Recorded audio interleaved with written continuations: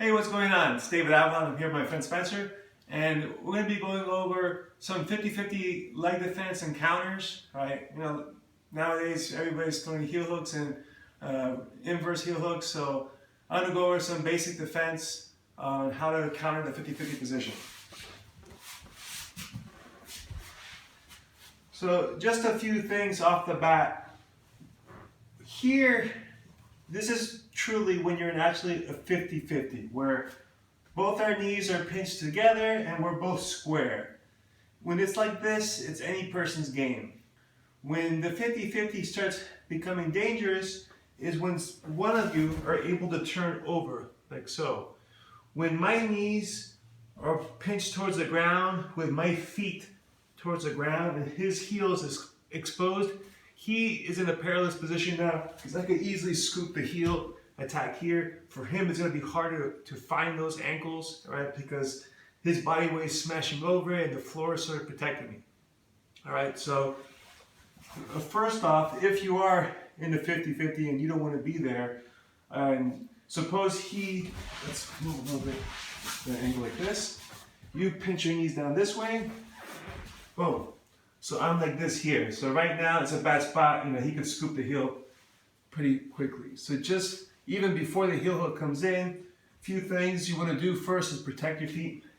Either bring your feet together like this, all right? So you're sort of reinforcing your heels, or figure four your legs. Now when you figure four, I want to be sure I don't leave my other ankle under his armpit, because then he could try to attack that one, or even straight ankle lock it, right? So when I figure four, I'll put my foot behind his back. So from this angle, you can see this leg is very protected here versus if I was like this, and he could still attack this ankle in a variety of ways, right? So that's the first thing I would do, protect here. Now the second thing is I want to try to bring my knees back over, like this, boom, right here, okay? So I'm going to keep shifting around just to show you a lot of different angles, all right? But if he's here like this, all right, and he's smart, he's going to be pinching his knees in. So this, if he gives me a little resistance here, it might not be as easy as just turning over, right? So in that case, what I'll do is I'll hook from the inside of the thigh, and at the same time I can also push off the mat here and twist, boom, so I can bring myself to the other side, right? So opening this knee up, because this is really the only pinch that he has to keep my leg down here. So by opening it up, I might not be able to overpower him, but this combined with my own twisting of my core should be enough to bring myself over. Boom, right here. And then I can start looking, to attack his heel and counter with my own heel hook.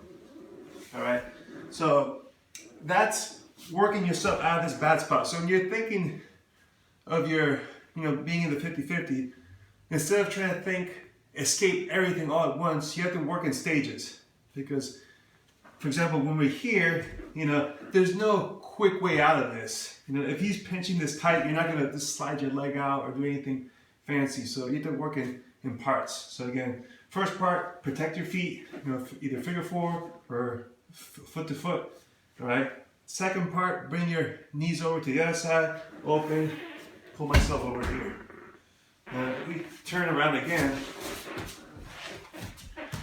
so once I'm over here, I'm in a much better position, but you're still not out of the woods yet, and there's still a chance that he can still heel hook you here.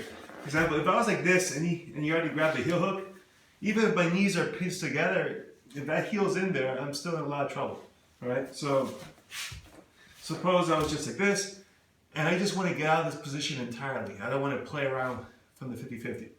All right, so from here, what we're going to do is first, I'm going to keep my knees pinched as tight as possible. All right, and particularly this top knee. I want to try to put as much downward pressure as I can.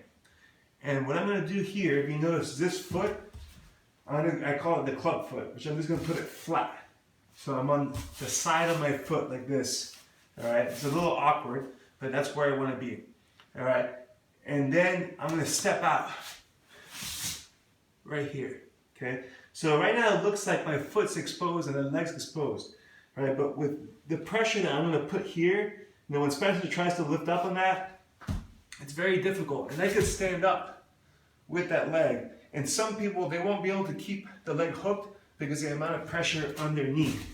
If I give you a little bit of a better bite, right? Even like this, right? There's a lot of pressure in his knee.